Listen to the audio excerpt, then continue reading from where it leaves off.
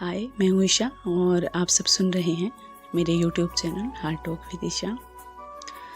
किसी ने मेरे से पूछा क्या ईश्वर हैं, तो मैंने उनको बोला ये तो आपके भरोसे पर है। उसने कहा चलो ठीक है, मेरे भरोसे पर है। मैं थोड़ा नास्तिक तरह का इंसान हूँ, पर मेरे घर पर लोग विश्वास करते हैं और पूरी दुनिया में करते हैं लोग। ऊपर वाले पर तो यकीन होना चाहिए, वो अलमैटी पार हैं, इस पर तो भरोसा होता है। पर वो तमाम लोग जो हादसों में, मंदिर में होते हैं, मस्जिद में होते हैं, गुरुद्वारे में होते हैं, जिंदगी ख़त्म क्यों हो जाती है उनकी? वो तो ऊपर वाले के पास थे, फिर ऐसा क्यों होता है? गंगा में एक नाव पलट जाती है, गंगा मैया क्यों नहीं बचाती है? सोचने के लिए एक बार ऐसा लगता है कि यार ऊपर वाले की शरण में होने के बावजूद भी आखिर इनके साथ ऐसा क्यों होता है। चलो आज मैं आपको एक कहानी सुनाती हूँ। एक ऋषि थे, समाधि में लगे हुए थे। उन्हें बस ऊपर वाले की आराधना करनी थी। उनके दिमाग में बस एक ही चीज़ रहती थी कि जो होगा ऊपर वाला देख लेगा। ये है ना, कई सारे लोगों के आसपास भी सुना होगा आपने। अच्छा ठीक है ना यार, ऊपर वाले पे छोड़ो, ऊपर वाला देख लेगा। तो ऋषि मुनि जो हैं समाधि पर बैठे थे और तपस्या किए जा रहे थे। उस साल गांव में बहुत तेज़ बाढ़ आई, बहुत तेज़। अब ये नेचुरलिटी है तो इससे भला कैसे बच सकते हैं, लेकिन उनका यह मानना था कि भगवान बचा लेगा, भगवान पर सब छोड़ दो। बाकी लोग वहाँ से निकल गए और जब भागने लगे तो गांव वालों में से किसी ने बाबा को कहा, बाबा चलिए, यहाँ तो आप मर जाएंगे, ऐसा मत कीजिए, चलिए आइए यहाँ से। बाबा ने कहा नहीं नहीं, मुझे तो भगवान बचाएंगे। गांव वालों ने कहा चलो ठीक है, इन्हें इनके रास्ते पर छोड़ो, आगे बढ़ जाते हैं। और वो लोग किसी ऊंचे स्थान पर चले गए, लेकिन बाबा हिलने का नाम ही नहीं ले रहे थे।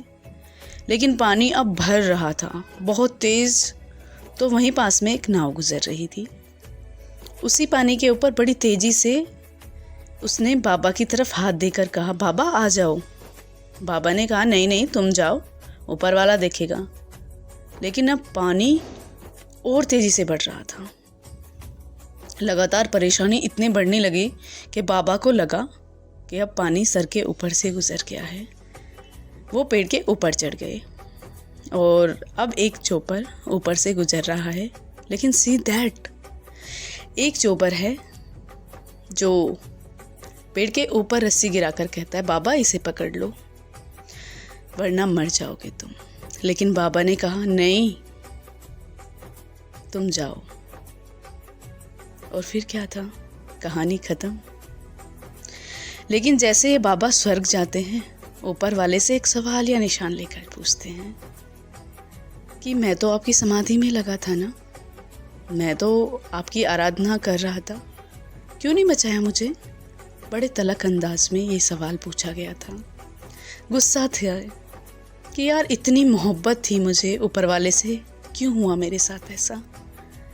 ईश्वर ने जवाब दिया, मूर्ख, मैंने 3 बार अवसर दिया था। एक बार उस ग्रामीण के रूप में,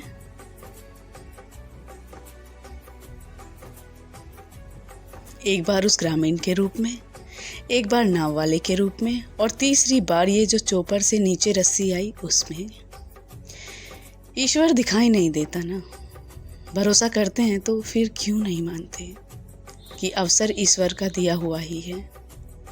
ईश्वर दिखाई नहीं दे रहा, लेकिन अवसर तो दिखाई देता है। कहने का मतलब है कि भरोसा कीजिए ऊपर वाले पर, लेकिन उसका दिखाया रास्ता एक कहीं से जो लो दिखाई दे रही है ना, उसे देखने की कोशिश करो।